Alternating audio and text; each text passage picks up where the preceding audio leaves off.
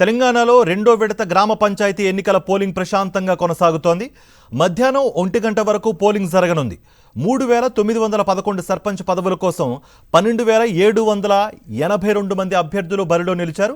మొత్తం 29917 వార్డు సభ్య స్థానాలకు 71071 మంది పోటీ పడుతున్నారు. రెండో విడతకు సంబంధించి 5 చోట్ల సర్పంచ్ స్థానాలతో పాటు 108 వార్డులకు నామినేషన్లు దాఖలు కాకపోవడంతో అక్కడ ఎన్నికలు రద్దయ్యాయి. అలాగే 415 సర్పంచ్ పదవులు, 8307 వార్డులు ఏకగ్రీవమైనట్లు రాష్ట్ర ఎన్నికల కమిషన్ ఇప్పటికే ప్రకటించింది. ఇక పోలింగ్ ముగియగానే ఏజెంట్ల సమక్షంలో బాక్సులను సీల్ వేసి మధ్యాహ్నం 2 గంటల తర్వాత ఓట్ల లెక్కింపు చేపట్టి విజేతలను అధికారులు అధికారికంగా ప్రకటించనున్నారు. ఎన్నికల నిర్వహణలో ఎక్కడా లోపాలు తలెత్తకుండా రాష్ట్ర ఎన్నికల సంఘం కమిషనర్ నిరంతరం పర్యవేక్షిస్తున్నారు. రెండో దశ పంచాయతీ ఎన్నికల్లో ఒక్కో సర్పంచ్ పదవికి సగటున 3-4 బరిలో నిలవగా వార్డు సభ్యస్థానాలకు సగటున 2-3 పోటీ పడుతున్నారు. తెలంగాణలో రెండో విడత గ్రామ పంచాయతీ ఎన్నికల పోలింగ్ ప్రశాంతంగా కొనసాగుతోంది. మధ్యాహ్నం 1 గంట వరకు పోలింగ్ జరగనుంది. 3911 సర్పంచ్ పదవుల కోసం 12782 మంది అభ్యర్థులు బరిలో నిలిచారు. మొత్తం 29917 వార్డు సభ్యస్థానాలకు 71071 మంది పోటీ పడుతున్నారు.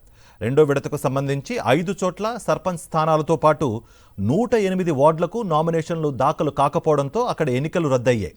అలాగే 415 సర్పంచ్ పదవులు, 8307 వార్డులు ఏకగ్రీవమైనట్లు రాష్ట్ర ఎన్నికల కమిషన్ ఇప్పటికే ప్రకటించింది.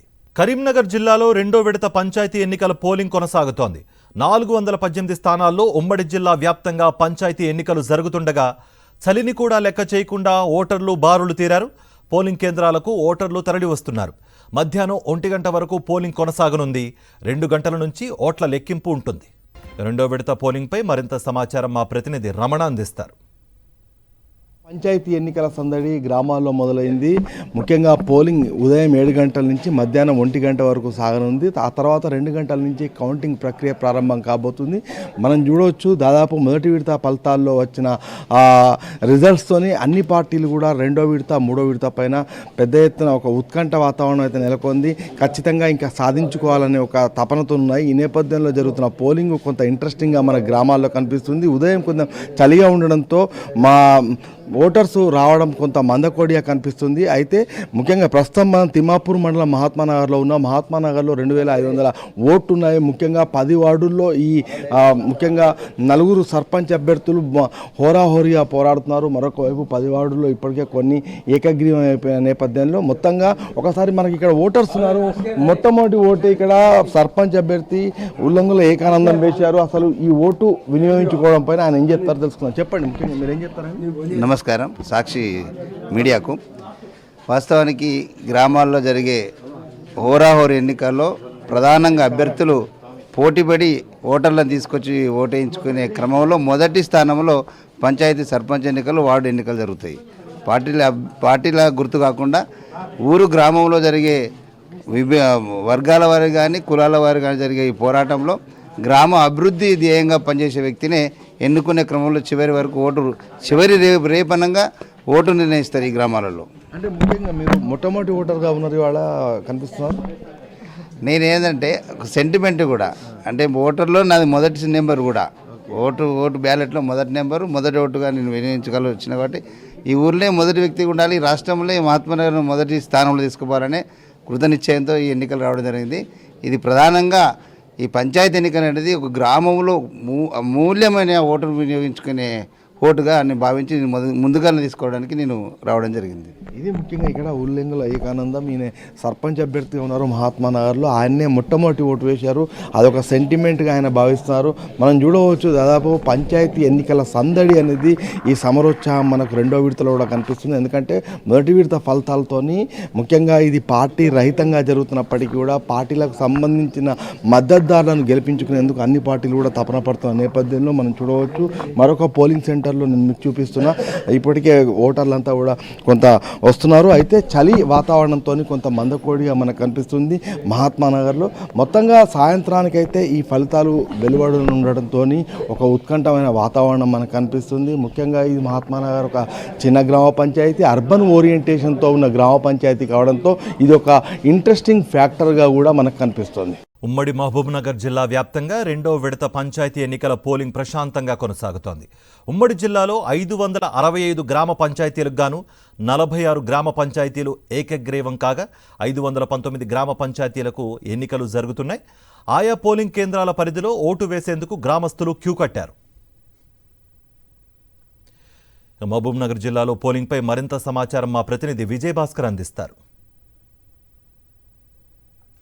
ఉమ్మడి పాలమూరు జిల్లాలో రెండో విడత పంచాయతీ ఎన్నికలు ప్రశాంతంగా కొనసాగుతున్నాయి. ఓటర్లు తమ యొక్క ఓటు హక్కును వినియోగించుకునేందుకు 7 గంటలకే పోలింగ్ కేంద్రాల వద్ద బార్లు తిరిగి తమ యొక్క ఓటు హక్కును వినియోగించుకునేందుకోసం లైన్లో నిలబడినటువంటి యొక్క దృశ్యాలు చూస్తున్నాం. వాళ్ళంతా కూడా ఏదైతే గుర్తింపు కార్డు అవసరమో అవన్నీ తీసుకొని ఇక్కడ పోలింగ్ కేంద్రాలకు రావడం జరిగింది. ఉదయం 7 గంటల నుంచి మధ్యాహ్నం 1 వరకు ఎలక్షన్ జరుగుతుండేటువంటి ఒక నేపథ్యంలో వీళ్ళంతా కూడా ఇక్కడ ఎర్లీ అవర్స్నే రావడం జరిగింది. ఓవైపు చలి ఉన్నప్పటికీ కూడా ఓటు హక్కును వినియోగించుకునేందుకోసం మాత్రం పెద్ద ఎత్తున పోలింగ్ కేంద్రాల వద్దకు జనాలంతా కూడా తరలి వచ్చి తమ యొక్క ఓటు హక్కును వినియోగించుకునేందుకోసం ఆసక్తి కనబరుస్తున్నారు. మొత్తంగా ఈ రెండో విడతలో ఉమ్మడి జిల్లాలో 26 మండలాల పరిధిలోని 519 ఏవైతే సర్పంచ్ స్థానాలకు, తర్వాత 4275 వార్డులకు ఎన్నికలు జరుగుతున్నాయి. దాదాపు 20,000 మంది సిబ్బంది ఇందులో తమ యొక్క విధులను నిర్వహిస్తున్నారు. ఎక్కడ ఇబ్బంది లేకుండా పోలీసులు గట్టి బందోబస్తు ఏర్పాటు చేయడం జరిగింది. మరొక వైపు పెద్ద ఎత్తున వలస ఓటర్లు కూడా తమ యొక్క ఓటు హక్కును వినియోగించుకునేందుకు వివిధ ప్రాంతాల్లో ఉండేటువంటి వాళ్ళంతా కూడా ఇక్కడ రావటం జరిగింది. అయితే మొత్తంగా మాత్రం ఈ యొక్క ఎన్నికల్లో ఎలాంటి ఇబ్బందులు జరగకుండా మాత్రం పోలీసులు గట్టి బందోబస్తు ఏర్పాటు చేయడం జరిగింది.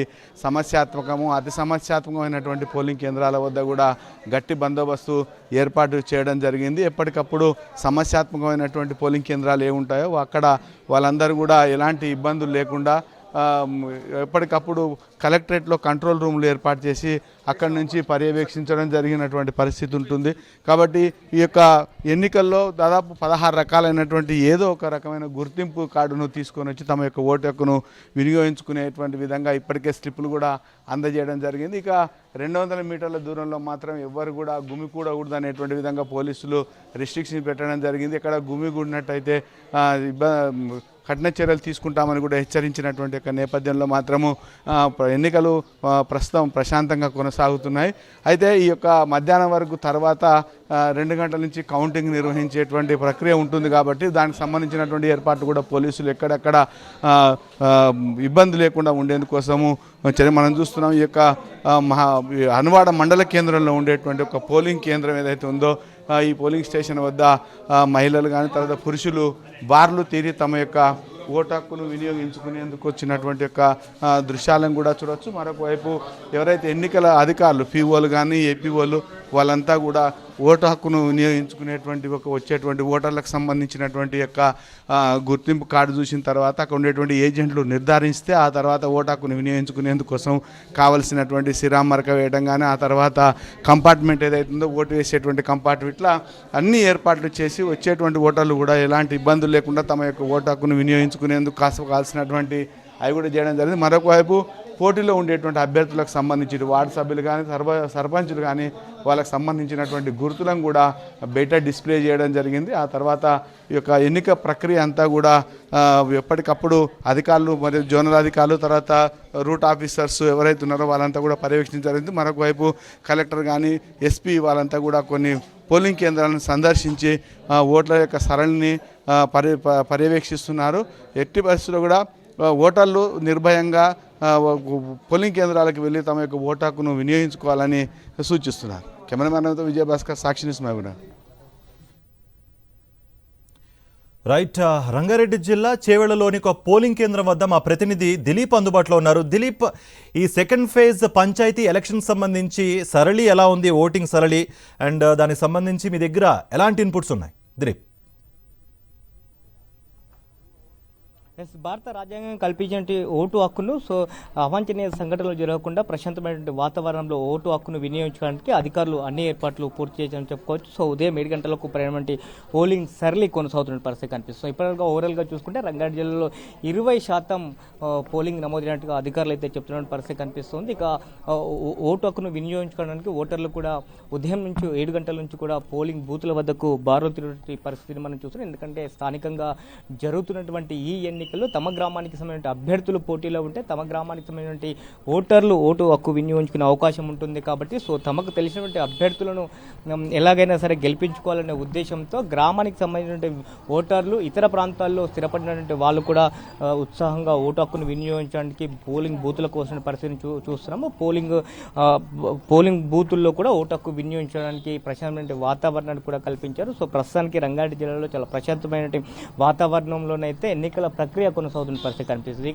ఇప్పటికే ఓటర్ స్లిప్లను కూడా అధికారులు పంపిణీ చేశారు. సో తమ బూతులలో ఓటు హక్కు వినియోగించుకోవడానికి ఇప్పటికే అధికారులను పీఓలను కానీ అలాగే ఓపీఓలను కూడా ఏర్పాటు చేశారు.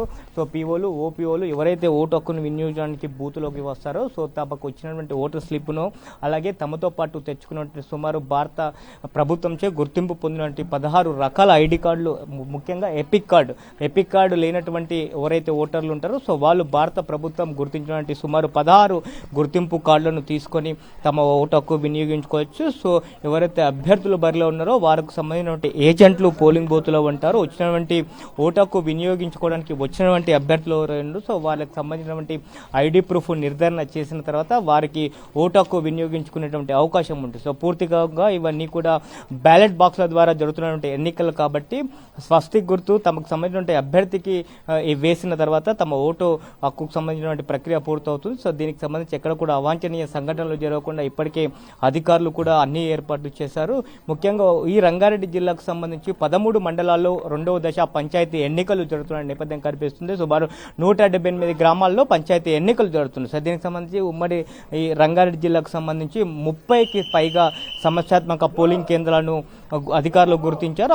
ఏవైతే సమస్యాత్మక పోలింగ్ కేంద్రాలు ఉన్నాయో ఆ కేంద్రాల్లో వెబ్ కాస్టింగ్ అలాగే మైక్రో అబ్జర్వర్లు కూడా ఎన్నికల సరళిని పరిశీలిస్తున్న పరిస్థితి కనిపిస్తుంది. సో ఇప్పటికీ 20% ఉమ్మడి రంగారెడ్డి జిల్లా 2వ దశ పంచాయతీ ఎన్నికల్లో పోలింగ్ శాతం అయితే నమోదైన పరిస్థితి కనిపిస్తుంది. ఓవరాల్గా మధ్యాహ్నం 1 గంట వరకు కూడా ఇంకా మరింతగా పెరిగే అవకాశం ఉన్నట్టుగా అయితే అధికారులు ఎక్స్పెక్ట్ చేస్తున్న పరిస్థితి కనిపిస్తుంది.